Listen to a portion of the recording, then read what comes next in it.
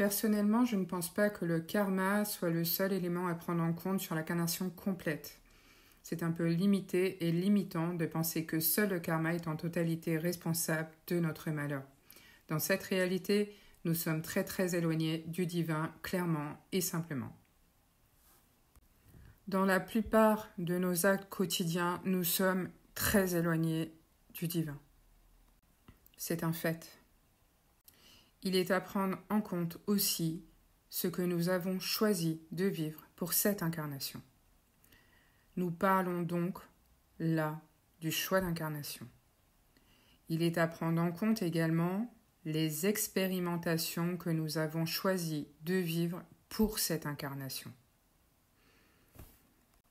Il est à prendre en compte aussi le travail que nous avons à réaliser en tant qu'être incarné dans cette réalité, du travail que nous ne faisons pas parce que nous sommes à côté de la plaque et que nous n'avons pas du tout compris les tenants et les aboutissants, ni les enjeux.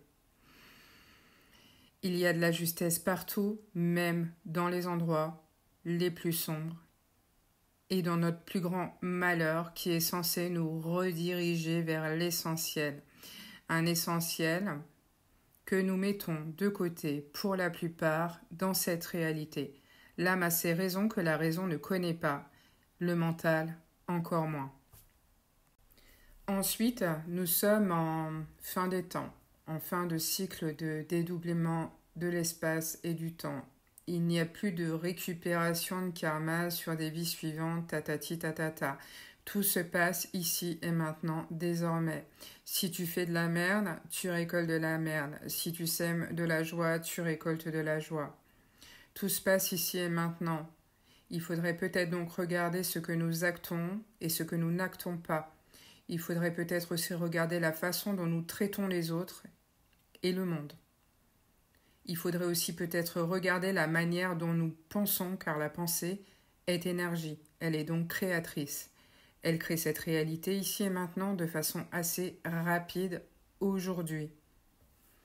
Nous avons donc une grande part de responsabilité dans ce qui nous arrive à nous, mais ce qui arrive aussi aux autres, car nous sommes tous interconnectés, interreliés, et tout a une influence sur tout. Il faut arrêter de croire que tout ce qu'on pense, tout ce qu'on fait et tout ce qu'on acte n'a aucune incidence sur notre vie ou sur la vie des autres. C'est pas vrai du tout, c'est pas réel. La réalité est tout autre.